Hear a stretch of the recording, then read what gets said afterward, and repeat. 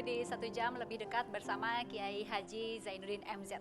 Tadi Ustadz mengatakan bahwa semasa kecil ingin menjadi dokter dan pilot, berarti sekarang sudah dadah aja itu dokter dan pilot ya? Iyalah. Pada akhirnya toh kita harus menyadari bahwa apa yang diberikan Tuhan itu yang terbaik buat kita.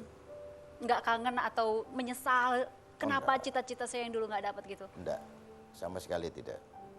Tapi kalau misalnya ngomong-ngomong tadi, Ustadz akhirnya masuk ke salah satu sekolah agama, kemudian melihat bahwa ini adalah jalan hidup. Saya dengar-dengar katanya Ustadz waktu kecil sering sekali naik meja, pidato. Iya, menurut almarhumah ibu saya dulu memang seperti itu kebiasaan kecil saya. Setelah ayah meninggal, umur saya 2 tahun, saya banyak diasuh oleh kakek dan nenek, serta ditangani oleh ibu. Ketika tamat SD, keinginan saya itu menggebu untuk melanjutkan ke SMP.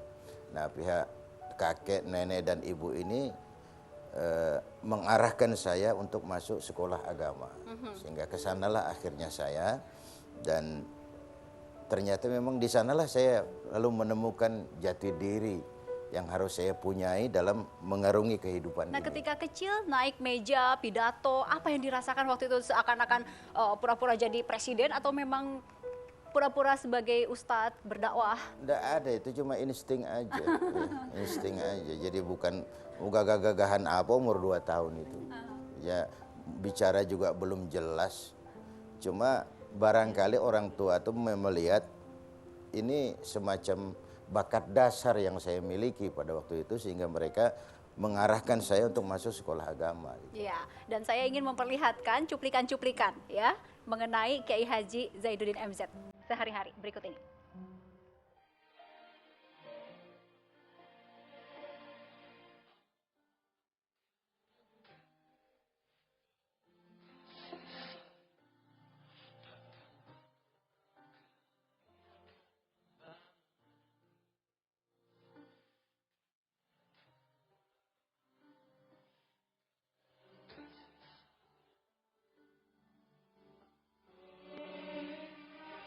Hanya bila dirimu ingin nyatakan cinta pada jiwa-jiwa yang rela dia kekasih.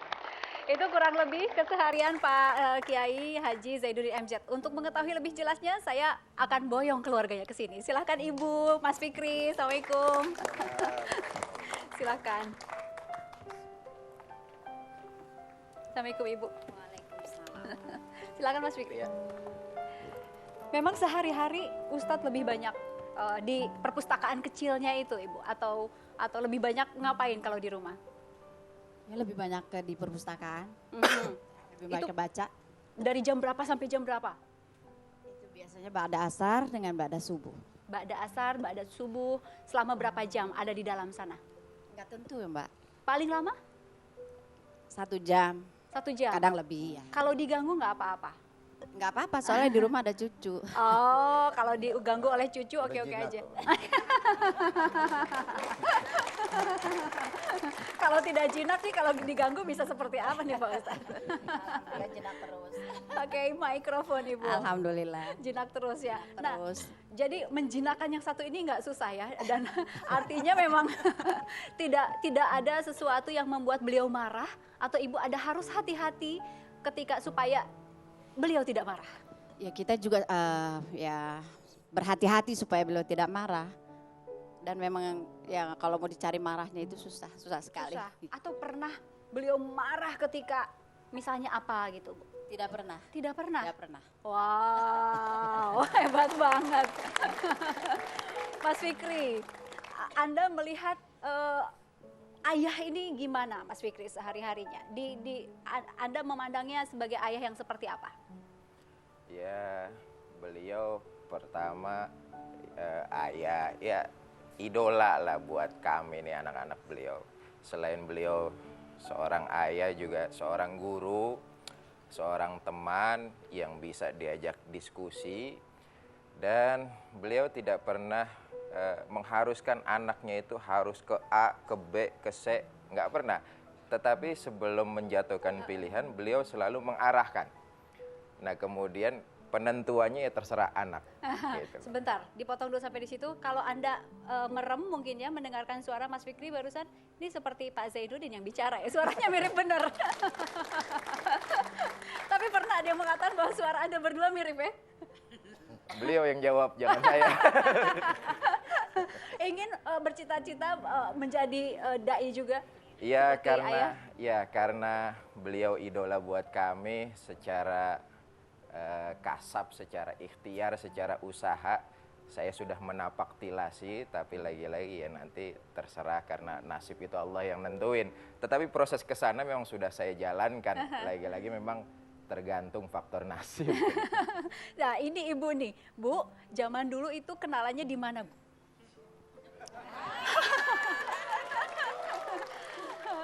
Dari jemaah atau dari sekolah, tetangga, dari mana Ibu? Dari sekolah, kebetulan sekolah. kita sama-sama sekolah di perguruan Darul Ma'arif. Beliau di aliyahnya, saya di sanawiyahnya.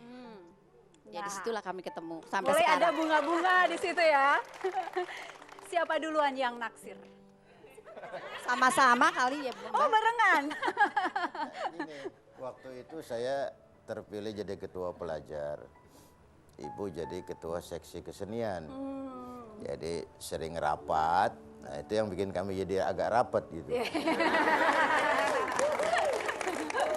Kalau naksir ya sama-sama kali ya. Sama-sama. Kemudian kami wujudkan itu menikah tahun 71. Saya berumur 21 tahun, ibu berumur 16 tahun. Jadi termasuk pasangan ganjen juga waktu itu. Tapi ngomong-ngomong nih Ustadz, pernah merapat ke PRJ ya? Pernah. Sukses masuk ke dalam? Enggak. Enggak. Itu Kenapa? ceritanya dulu cuma kepengen gitu ya. Ya kami kalau orang lagi pacaran tuh kan nggak tapi mikir resiko biasanya tuh. Berangkat aja ke sana. Sampai sana baru terasa nggak punya uang gitu. Lupa nggak bawa Jadi uang? muter-muter aja di keliling PRJ itu. Di bagian luarnya? Dan itu bahagianya sudah bukan main. Asal bersama gitu ya. Tapi Ibu yang membuat Anda akhirnya menerima ya. Ya namanya pacaran kan suka ada merayu dulu atau menyatakan dulu. Waktu itu Ustadz bisa ya memberikan rayuan-rayuan? Itu zaman film gagu waktu itu. Jadi pakai bahasa Tarzan aja udah ngerti gitu. Iya, Ibu waktu itu orang tua langsung merestui hubungan Anda berdua? Tidak. Iya, bapak saya kepinginnya saya selesai dulu sekolah, baru pacaran. Cuma sayanya agak bandel. Jadi saya pacaran di belakang bapak saya. Udah kadang saya jampe-jampe waktu itu. Terus Bu dilanjutkan. Ya. Kemudian menolaknya seperti apa? Ayah Bapak Ibu Bapak pernah saya, melakukan sesuatu yang ekstrim misalnya? oh enggak, alhamdulillah. Enggak pernah. Katanya pernah dilempar oleh ban sepeda. Bukan dilempar ban sepeda, dimatiin lampunya. Kan zaman dulu nggak ada listrik, jadi pakai patromak. Jadi kalau patromak itu udah mati berarti ngusir ustadz gitu.